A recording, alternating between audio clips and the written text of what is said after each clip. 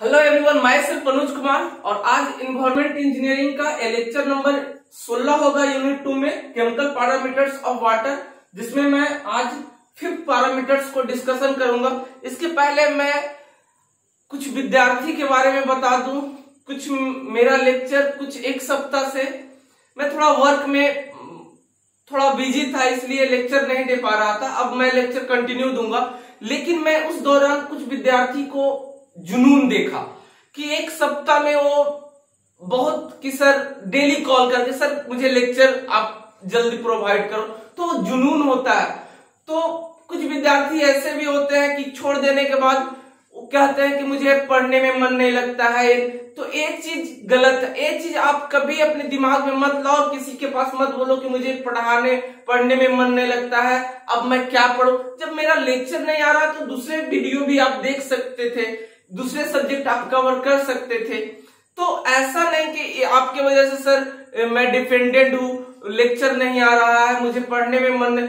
ये अगर ऐसे आप बोलते रहोगे तो आपकी आदत बन जाएगी और आपको सब कुछ सुनाने में एक चीज अच्छा लगेगा और आपको पढ़ाई से थोड़ा सा डिमोटिवेट होने लगोगे। तो अपने आप अंदर में जुनून रखना है, हमेशा अपने आप को मोटिवेट रखना है। तो किस तरह से आप उस पल को सोचो कि जिस समय आप किस तरह से यहाँ आए हो, आप पॉलिटेक्निक में किस संघर्ष से आए हो, मम्मी पापा किस तरह से आपको बाहर रख के खुद तो काट के अपने, अगर आप खुद को काट के आपको बाहर में पढ़ा रहा है। हमेशा देखते हैं कि जनरल पॉलिटेक्निक के जो स्टूडेंट होते हैं और ये भी जो बाहर पढ़ते हैं, तो बाबू आप जब बाहर पढ़ने आए हो ना, तो आपके गार्जियन को आपसे बहुत ज्यादा एक्सपेक्टेशन रहती है। कुछ नालायक बेटे ही ऐसे होते हैं जिनके पापा को एक्सपेक्टेशन नहीं होते हैं उनसे।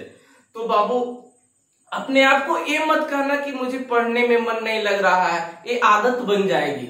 आपको जानते हैं मेहनत जो है कभी बेकार नहीं जाता है। एक इतना मेहनत करो कि आपको असफलता भी सफलता की तरफ आगे बढ़े। ऐसा न लगे कि मुझे असफल, मन ऐसा लगे फिर भी आप सफल हो जाओगे, असफल होकर के भी सफल हो जाओगे। क्योंकि पढ़ाई जो है कभी वेस्ट नहीं होता है, कभी भी बर्बाद नहीं होता है। बस आगे पढ़ते रहो और आपका आगे कैरियर बहुत उज्जवल है। तो मेहनत करते रहे, ऐसा नहीं कि ये सर का सब्जेक्ट नहीं आ रहा है इसके वजह से मेरा पढ़ाई डिस्टर्ब। और मैं तो आपको प्रॉमिस किया ही था कि मेरा वीडियो जो है आपका इन्वायरमेंट इंजीनियरिंग जो मैं पढ़ा रहा हूं या मैनेजमेंट पढ़ा रहा हूं, तो मैं पूरा कवर करूंगा। ऐसा नहीं है कि बीच में आपको छोड़ देंगे, ठीक है। लेकिन मैं जिस मेहनत से आप लोग को वीडियो प्रोवाइड कर रहा हूं, उस तरफ से आप लोग भी इसको शेयर करें, ज्यादा से ज्यादा इसको बढ़ाएं, फैलाएं, ताकि आपको रेगुलर कंटेंट हम दे सके यूट्यूब पे। और आप देख रहे हो कि लॉकडाउन में मैं ही एक ऐसा हूं जो रेगुलर आपको वीडियो प्रोवाइड कर रहा हूं। तो इसको बाबू, इस मेहनत को, मेरी मेहनत को भी देखो और कभी निराश जिंदगी में मत होना। निराश होना तो आप अपने मम्मी पापा को पीछे देख लेना कि मेरे पीछे कितनी सारी जिम्मेदारियां हैं, समझ रहे हैं। तो अब हम स्टार्ट करते हैं क्लोराइड कंटेंट्स, जो 5th कंटेंट्स है केमिकल पैरामीटर्स और वाटर का। क्लोराइड कंटेंट्स और भी केमिकल पैरामीटर्स है, nitrogen and it's compounds, dissolve oxygen, dissolve gases. तो ये सब सारा केमिकल पैरामीटर्स में भी है, उसको भी मैं पढ़ाऊंगा, ठीक है। तो क्लोराइड कंटेंट्स जनरली, क्लोराइड की मात्रा जो Cl- होता है, तो जनरली आप देखते हैं कि एग्रीकल्चर में या फिर आपको एग्रीकल्चर या इरिगेशन वाटर जो डिस्चार्ज होता है, देखते हैं कि पानी खेत में जब पानी जम जाता है बहुत दिन तक, तो उसमें व्हाइट सा हो जाता है NaCl। जो NaCl है क्लोराइड में किस तरह से टूटता है, NaCl जो खेत में जमा हो जाता है, जो टूट जाता है Cl- में, क्लोराइड में, तो व्हाइट जमा हो जाता है, वही क्या है कि क्लोराइड्स हो जाता है। तो जनरली एग्रीकल्चर या फिर इंडस्ट्रियल भी कह सकते हैं, इंडस्ट्रियल वेस्ट या नली का जो पानी है बहुत दिन तक एक ही जगह पानी रहता है, तो क्लोराइड, उसमें नमक की मात्रा हो जाती है। तो सीवेज वाटर या इंडस्ट्रियल वाटर से भी क्लोराइड कंटेंट जनरली क्या होता है कि पनपता हो जाता है। तो जनरली क्या है, क्लोराइड कंटेंट्स के बारे में अगर बात करते हैं तो chloride chloride in water are derived mostly from natural minerals, natural mineral deposit, agriculture और इरिगेशन डिस्चार्ज, या वाटर जो डिस्चार्ज होता है वहां पे भी NaCl का मात्रा जो क्लोराइड Cl माइनस में टूट जाता है, ठीक है। तो वो उसको हम हटाते हैं क्योंकि वो मिट्टी की उर्वरक क्षमता को क्या करती है, खत्म कर देती है। बहुत दिन तक तो देखते हैं कि उसको हम हटाते हैं, खेत से हटाते हैं उसको, ठीक है, नहीं तो उर्वरक क्षमता को क्या करती है, खत्म कर देती है। या फिर आपको क्लोराइड कंटेंट कहाँ है, presence of chloride high quality indicates pollution of water due to sewage और इंडस्ट्रियल वाटर। देखते हैं कि नली वाला पानी जब चलता है तो देखते हैं कि व्हाइट सा आपको फेन जैसा हो जाता है ऊपर, तो क्लोराइड कंटेंट इसमें। या फिर इंडस्ट्रियल वाटर जिसमें अगर नदी में प्रवाहित किया जाता है या फिर नाला, तो देखते हैं कि व्हाइट हो जाता है, तो क्लोराइड कंटेंट्स के कारण ही हो जाता है, जो नेचुरल मिनरल डिपोजिट है, अब इसके बारे में आगे पढ़ते हैं क्लोराइड कंटेंट्स के बारे में। तो ये चीज आप समझ गए होंगे क्लोराइड कंटेंट्स किसके वजह से होता है, एग्रीकल्चर और इरिगेशन डिस्चार्ज या इरिगेशन वाटर जो है बहुत दिन तक एक ही खेत में जमा होता है, तो क्लोराइड कंटेंट्स की मात्रा नेचुरल मिनरल डिपोजिट है वो, ठीक है। और यार इंडस्ट्रियल वाटर या फिर सीवेज नली नाला का पानी में, ठीक है, तो वहां इंडस्ट्रियल जनरली ये ज्यादा बार पूछा है क्लोराइड कंटेंट्स किसके कारण होता है, तो सीवेज और इंडस्ट्रियल वाटर में होता है, ये डिपोजिट है, ठीक है, पोल्यूशन डिपोजिट है। चलिए इसका मेजरमेंट की बात करते हैं। तो इसका मेजरमेंट जो होता है टाइट्रेशन प्रोसेस से किया जाता है। टाइट्रेशन प्रोसेस क्या है कि वाटर में कुछ ऐड करके हम उसको मेजरमेंट करते हैं, ठीक है। तो टाइट्रेशन में क्या ऐड करते हैं, तो स्टैंडर्ड सिल्वर नाइट्रेट सोल्यूशन को हम ऐड करते हैं वाटर में, standard silver nitrate solution AgNO3 को ऐड करते हैं, और उसके बाद हम स्टैंडर्ड वाटर से उसको मापते हैं कि कितना इसमें क्लोराइड कंटेंट है, ठीक है। या फिर इसका इंडिकेटर क्या होता है, इसका इंडिकेटर की बात करते हैं, जो मेजरमेंट करते हैं इसका इंडिकेटर क्या होता है, पोटेशियम क्लोरोमेट K2CrO4, पोटेशियम क्लोरोमेट इसका इंडिकेटर होता है इसमें। और अगर आगे बात करते हैं जो क्लोराइड कंटेंट है, जो कितना ppm तक का वाटर को हम पोटेबल वाटर के रूप में यूज करते हैं, तो इन पोटेबल मतलब पीने योग्य वाटर जो होता है, in potable water the permissible limit कितना होता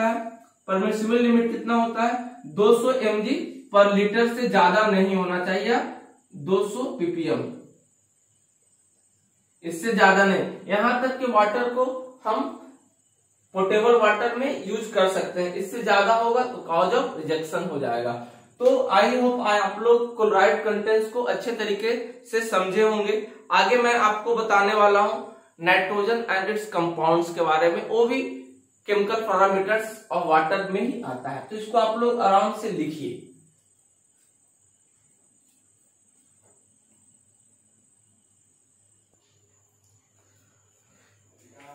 6 केमिकल पैरामीटर्स ऑफ वाटर आपका है नाइट्रोजन एंड इट्स कंपाउंड। तो इसको देखते हैं। नाइट्रोजन एंड इट्स कंपाउंड जो है, नाइट्रोजन में be present in the water flowing form. Nitrogen water में किस फॉर्म में होता है, तो फ्लोइंग फॉर्म। कौन कौन सा है, पहला फ्री एल्यूमिना NH3, उसके बाद क्या है ऑर्गेनिक अल्यूमिना और नाइट्रेट्स और नाइट्रेट्स का क्या होगा NO2 माइनस और नाइट्राइट NO3 माइनस।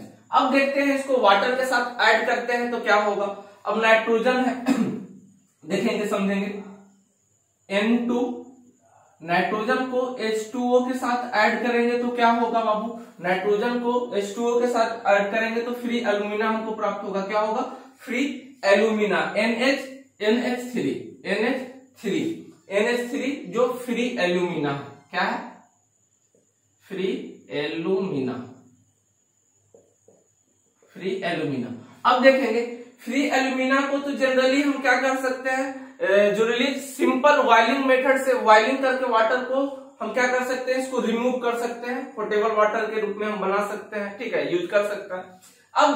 अब इसमें कुछ ऑर्गेनिक, वाटर में कुछ ऑर्गेनिक इम्प्यूरिटीज अगर इम्प्यूरिटीज ऐड होगा तो क्या बन जाएगा, क्या हो जाएगा, ऑर्गेनिक इम्प्यूरिटीज ऐड होगा, कुछ ऑर्गेनिक इम्प्यूरिटीज होगा ऐड, तो ऑर्गेनिक एल्यूमिना हो जाएगा एक, और ऑर्गेनिक एल्यूमिना जो है वो जब ऑक्सीडेशन होगा, इसका ऑक्सीडेशन होगा, जब इसका ऑक्सीडेशन होगा तो क्या बना देगा, नाइट्राइट्स बना देगा, नाइट्रेट्स बना देगा, और नाइट्रेट्स के बाद क्या होगा, उसके बाद जब हाईली रिएक्टिव हो जाएगा, हाईली जब रिएक्शन हो जाएगा तो क्या नाइट्रेट बना देगा, और ये क्या होगा, फाइनल स्टेबल प्रोसेस ये है, फाइनल स्टेबल, जो बहुत ज्यादा हार्मलेस है, जो बहुत ज्यादा हार्मलेस है। यहां तक तो हार्मफुल है, ठीक है। चलिए यहां से पढ़ते हैं, यहां से अब आए क्या होगा, इम्प्यूरिटी जिसमें कुछ ऐड होगा, इसमें कुछ ऑर्गेनिक इम्प्यूरिटीज, इसमें कुछ ऑर्गेनिक इम्प्यूरिटीज,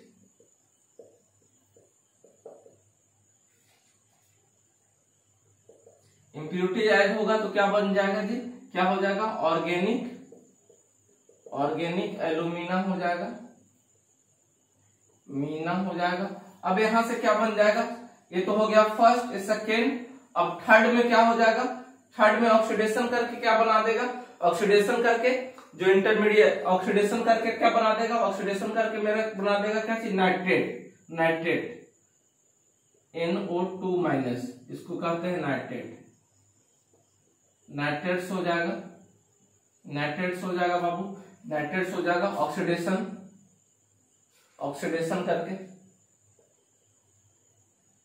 ऑक्सीडेशन करके इसके बाद क्या बना देगा, इसके बाद क्या हो जाएगा, इसके बाद जो फाइनल अनस्टेबल है नाइट्रेट हो जाएगा, नाइट्रेट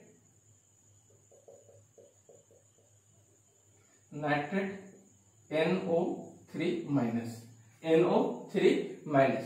चलिए तो ये तो देखेंगे, ये फर्स्ट स्टेप हो गया, फर्स्ट इसको कहते हैं, सेकेंड ये इंटरमीडिएट हो गया, आगे फाइनली स्टेबल हो जाता है, फाइनल स्टेबल प्रोसेस यहाँ पे है जो नाइट्रेट, इसके बाद नहीं कुछ वाटर में है, कोई रिएक्शन नहीं होगा, ये फाइनल स्टेबल प्रोसेस है, ठीक है, जो ये बहुत ज्यादा हार्मफुल है और ये हार्मलेस है। तो इसको पहले आप लिखिए, इसके बाद हम आगे इसके बारे में बताते हैं, इसको लिखिए धीरे धीरे। अब एक एक कंपाउंड्स के बारे में हम पढ़ते हैं। पहला है फ्री एल्यूमिना। फ्री एल्यूमिना जो है indicate recent pollution in water, मतलब रिसेंट पोल्यूशन इन वाटर, इस तो ये तुरंत पोल्यूट होता है वाटर, ठीक है, जो Na3 बना देता है, क्या Na3 बना देता है, NH3 बना देता है, रिसेंट पोल्यूशन इन वाटर, ठीक है। इसलिए इसका परमिसिबल लिमिट जो होता है, ये पूछता है हमेशा, कई बार पूछता है, इसका परमिसिबल लिमिट जो होता है लेस देन 0.15 mg पर लीटर होना चाहिए। इसका परमिसिबल लिमिट कितना होगा, PL यहां लिख देते हैं, परमिसिबल लिमिट इसका कितना होगा, लेस देन 0.15 mg पर लीटर होता है, ये पूछता है बाबू परमिसिबल लिमिट इसका, ठीक है। इसका परमिसिबल लिमिट होता है लेस देन 0.15 mg पर लीटर, ठीक है। और फ्री एल्यूमिना जो है इसको क्या कर सकते हैं, रिएक्ट सिंपल बॉइलिंग से इसको क्या कर सकते हैं, रिमूव कर सकते हैं, सिंपल बॉइलिंग करके इसको रिमूव कर सकते हैं। अब दूसरा जो है आपका, दूसरा जो लिखा है एल्यूमिना, ऑर्गेनिक एल्यूमिना जो है ये क्या है, NH3 weakly bonded with organic matter. ये ऑर्गेनिक मैटर जैसे कि जड़ वगैरह, रूट वगैरह मिल जाता है वाटर में, तो उसके कारण ये बिकली बॉन्डेड होता है, ठीक है, ये बिकली बॉन्डेड ऑर्गेनिक मैटर में होता है। आगे इसके बाद जो अगला रिएक्ट करता है नाइट्राइट्स, ये जो है नाइट्राइट्स, ये क्या होता है, इंटरमीडिएट प्रोडक्ट है, क्या है, नाइट्राइट्स आर इंटरमीडिएट प्रोडक्ट्स, ये क्या है, intermediate products, there are highly reactive, और क्या होता है, हाईली रिएक्टिव होता है, और ये हार्मफुल होता है, क्या होता है, हार्मफुल होता है। इसलिए इसका जब हार्मफुल होता है, इसलिए इसका परमिसिबल लिमिट की बात करते हैं, इसका परमिसिबल लिमिट कितना होता है, तो इसका परमिसिबल लिमिट जब हार्मफुल हो तो इसका परमिसिबल लिमिट क्या होगा, 0 होगा, इसका परमिसिबल लिमिट 0 होगा। अब इसको हम लोग मेजरमेंट करते हैं कैसे, तो इसको मेजरमेंट करते हैं कलर मैचिंग टेक्निक से। कलर मैचिंग टेक्निक से इसको क्या करते हैं, मेजरमेंट करते हैं। ये पूछता है नाइट्राइड्स को मेजरमेंट हम क्या चीज करते हैं, कलर मैचिंग टेक्निक से। वाटर में नाइट्राइड्स मेजरमेंट करते हैं कलर मैचिंग टेक्निक से, ठीक है। चलिए अगला है नाइट्रेट्स। अगला है क्या चीज, नाइट्रेट्स। नाइट्रेट्स जो है फाइनल स्टेबल प्रोडक्ट है, इसके बाद कोई बनेगा ही नहीं, ठीक है। ये हार्मलेस है, ये क्या है, हार्मलेस है, ये क्या है, हार्मलेस है। चलिए तो नाइट्रोजन और इसका कंपाउंड्स के बारे में भी हम वाटर में हम देख लिए, आगे हम लोग पढ़ेंगे फ्लोराइड्स पढ़ लेते हैं, उसके बाद डिजॉल्व गैसेस पढ़ लेंगे। ये सब सारा केमिकल पैरामीटर्स है वाटर का, तो ये सारा आपका सिलेबस में है, इसको लिखिए धीरे धीरे। नेक्स्ट आपका 7 केमिकल प्रॉपर्टीज ऑफ वाटर जो है फ्लोराइड्स है, F- फ्लोराइड। ये क्या करता है, help of the formation of the teeth. बच्चे को जो टीथ आता है इसमें हेल्प करता है, फ्लोराइड्स की वजह से टीथ हेल्प करता है फॉर्मेशन ऑफ टीथ के लिए, ठीक है। इसका अगर परमिसिबल लिमिट या एक्सपेक्टेंस लिमिट की बात करते हैं तो 1 mg पर लीटर या 1 ppm होना चाहिए, इससे ज्यादा नहीं होना चाहिए। कॉज ऑफ रिजेक्शन जो होता है 1.5 mg, बहुत बार पूछा है बाबू, काफी बार पूछा। कॉज ऑफ रिएक्शन कितना होता है, 1.5 mg पर लीटर, यानी 1.5 ppm। 1.5 ppm अगर 1.5 ppm से ज्यादा होगा तो क्या होगा, डिकलरेशन ऑफ टीथ, मतलब कि कैविटी, डेंटल कैविटी हो सकता है या फिर दांत पीलापन हो सकता है फ्लोराइड के कारण।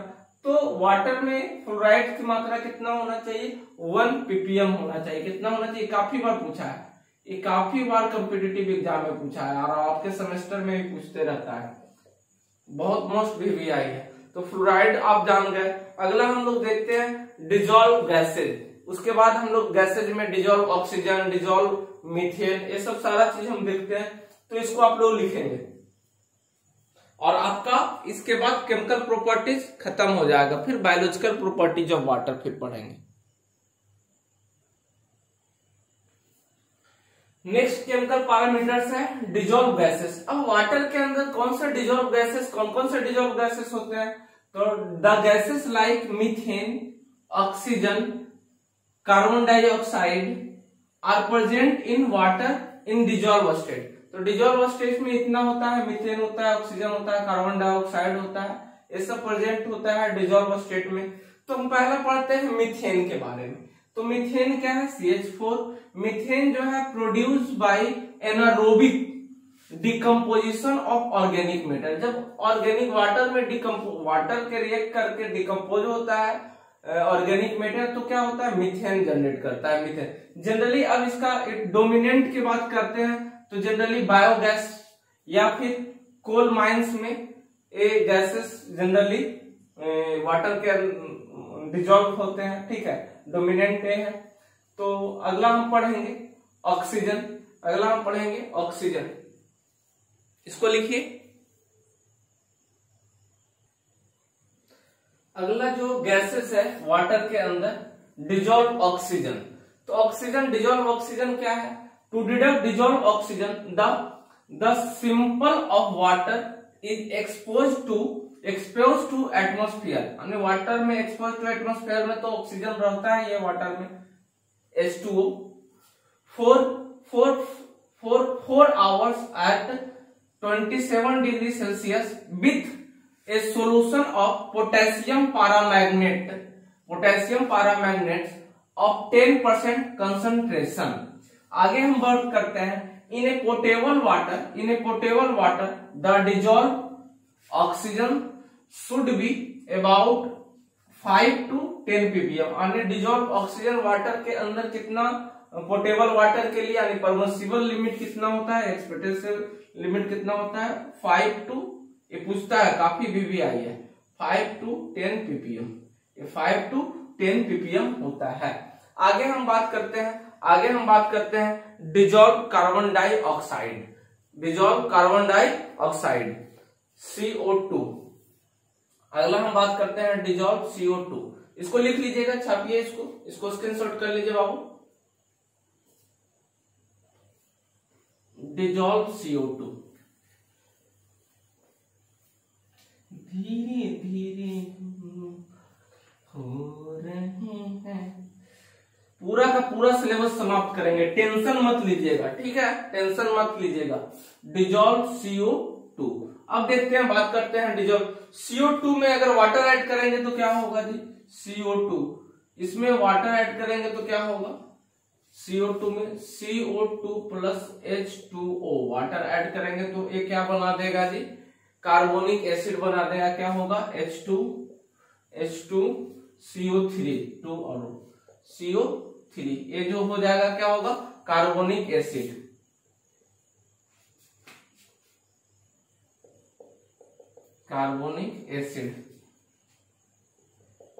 कार्बोनिक एसिड बना देगा। अब देखेंगे जब वाटर के अंदर, वाटर ये चीज बहुत इंपॉर्टेंट है, काफी इंपॉर्टेंट है। अगर वाटर के अंदर एसिड ज्यादा है तो उसका पीएच मान क्या होगा, कम होगा। अगर एसिड की मात्रा ज्यादा है, ये बहुत बार पूछता है, काफी इंपॉर्टेंट है के लिए। एसिड की मात्रा ज्यादा है तो पीएच का वैल्यू क्या होगा, कम होगा, पीएच का वैल्यू कम होगा। अब बात करते हैं CO2 में CO2 कैसा मिक्स वाटर कैसा होता है, मिक्स वाटर एसिडिक नेचर का होता है। CO2 अगर वाटर में ऐड है तो कैसा नेचर का होता है, एसिडिक नेचर का होता है। इस बात को भी लिख लीजिए, CO2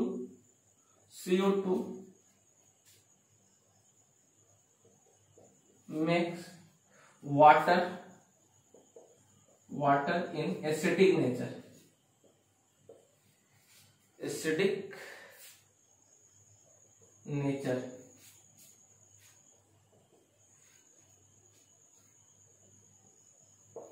जब एसिडिक नेचर। अब एसिडिक का अगर टेस्ट की बात करते हैं तो एसिडिक वाटर का टेस्ट कैसा होता है, साल्टी होता है। कैसा होता है, तो एसिडिक वाटर के टेस्ट की बात करते हैं, इसका टेस्ट कैसा होगा, साल्टी होता है, ठीक है। तो डिजॉल्व गैसेस के बारे में भी हम लोग कवर कर लिए। तो ये मेरा पूरा का पूरा केमिकल पैरामीटर्स ऑफ वाटर समाप्त हो गया और आपके सिलेबस में अब एक कुछ बचा भी नहीं है, यहां तक आपका पूरा समाप्त हो गया। अगला है आपका नाइट्रोजन एंड इट्स कंपाउंड, समाप्त हो गया। अगला आपका है बायोलॉजिकल टेस्ट है, जिसमें इक्वली है, इंडेक्स है, MPN है और water quality standard IS code है। तो ये सब सारा हम समाप्त करेंगे। तो अगले वीडियो में 2.3 भी मेरा पूरा समाप्त हो जाएगा और बाबू हम पूरा समाप्त करेंगे। इसको शेयर करिएगा और बहुत जुनून के साथ, कभी भी अपने आप को ना डिमोटिवेट नहीं होने देना। जब डिमोटिवेट लगे अपने आप को तो पीछे की कहानी याद कर लेना बाबू। एक सप्ताह क्लास ने ली, हम बहुत लोग को बहुत चीज एब्जॉर्ब किए हैं। देखते हैं बच्चा की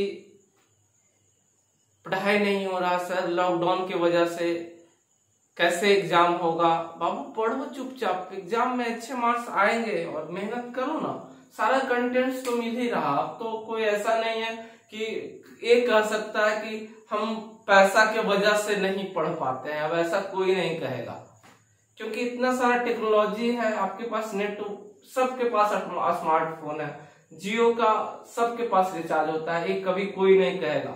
अब वो जमाना नहीं है, सब कोई ऐसा नहीं है कि राजा का बेटा ही राजा बनेगा। अब एक कोई नहीं कहेगा कि पैसा के वजह से। अब इतना ज्यादा कंपटीशन हो गया और ऐसा नहीं है कि अब कोई पढ़ रहा हो वहां तो उसका, ऐसा कुछ भी नहीं है। सारा कंटेंट्स अवेलेबल है आजकल, बुक्स है, पीडीएफ है, टेलीग्राम चैनल है, मेरा भी टेलीग्राम, वहां भी आपको नोट्स प्रोवाइड मिल जाते हैं, अच्छे अच्छे कंटेंट मिल जाते हैं, अच्छे अच्छे टीचर होते हैं। तो ऐसा कहीं नहीं है कि मुझे कहाँ से पढ़ना है, आप लोग खुद डिसाइड कर लेते हो कि कहाँ से पढ़ना है। और ये नहीं कि मेरे लॉकडाउन की वजह से क्लास, कोई डिस्टरबेंस नहीं हुआ है किसी को। आप लोग पढ़ाई करो और एग्जाम दो, अच्छे मार्क्स लो।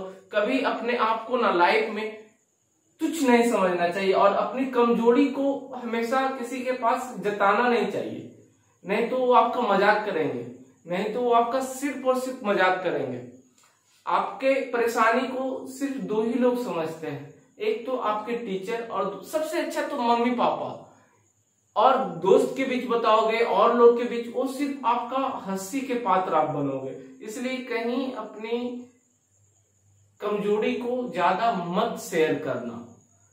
पढ़ते हो आराम से पढ़ो। और ऐसा आजकल नहीं है, ऐसा नहीं है कि कोई पैसा की वजह से नहीं पढ़े। सारा कंटेंट अवेलेबल है, अच्छे अच्छे टीचर अवेलेबल है, वो भी बिल्कुल फ्री। तो मैं भी इतना मेहनत कर रहा हूं, आप लोग शेयर करना, सब्सक्राइब करना, लाइक करना बहुत ज्यादा, तभी मैं अगला कंटेंट दूंगा। क्योंकि मुझ पे भी बहुत लोग विद्यार्थी भरोसा किए हुए हैं कि सर मैं आप ही से जब पढ़ूंगा, तो बाबू पढ़ो, मैं भी आपको पूरा कंटेंट दूंगा, पूरा आपका सेमेस्टर का। आज मैं आप लोग के सामने 7 साल से आप लोग को पढ़ा रहा हूं सेमेस्टर में, तो उतना अनुभव का तो है कि कैसे आपको पास करवाना है। अच्छे कंटेंट मैं देता हूं, अच्छे जिससे मार्क्स आपके उठते हैं। मुझे पता है कि कहाँ से बच्चे को मार्क्स लाना है, क्या पढ़ाऊंगा, कैसे पढ़ाऊंगा तो बच्चों के मार्क्स उठेंगे। तो ये सब चीज को ध्यान रखते हुए उसी तरह से आप लोग को पढ़ाते हैं, उसी तरह से नोट्स तैयार करवाते हैं। और आपका नोट्स का पीडीएफ भी जिनको जरूरत है मेरे नंबर पे आप व्हाट्सएप करिए, आपको उसका नोट्स का पीडीएफ भी मिल जाएंगे। तो और सारे सब्जेक्ट, और आप लोग को बोले थे मैनेजमेंट भी पूरा कवर करेंगे, टेंशन मत लीजिए। 3 यूनिट पढ़ा है, जब तक 3 यूनिट देखिए और कहीं से आप देखते हैं तो देखिए, ऐसे हम पूरा कवर करेंगे, पूरा का पूरा सिलेबस कवर करेंगे। एनवायरमेंट इंजीनियरिंग 10 क्लास और होगा और समाप्त हो जाएगा। अब ज्यादा बड़ा यहीं तक 2.3 तक ही इम्पोर्टेंट ज्यादा था, 2.4 से खाली देखने में लंबा लगता है कुछ भी नहीं। उसके बाद बहुत सिंपल है, 1 यूनिट और 5th यूनिट बिल्कुल सिमिलर है। तो ये सब एक एक दिन का सारा है। 4 यूनिट भी एक दिन में खत्म हो जाएगा और आपका 6 यूनिट और 7 यूनिट 1-2 दिन में सारा खत्म हो जाएगा। तो ज्यादा कुछ ब्रॉडली सिलेबस नहीं है, आप लोग रिलैक्स रहे, हम समाप्त करेंगे। ओके, गुड नाइट बाबू। और आप लोग मेहनत करो, क्योंकि मेहनत ही विद्यार्थी का एक ऐसा हथियार है जिससे आप बड़े से बड़े को भी झुका सकते हो, आप आगे बहुत आगे बढ़ सकते हो। नहीं तो फिर आप कोसते ही रह जाओगे अपने लाइफ को। अपने लाइफ को कभी मत कोसना, कभी मत कोसना, बस आप मेहनत करते जाओ।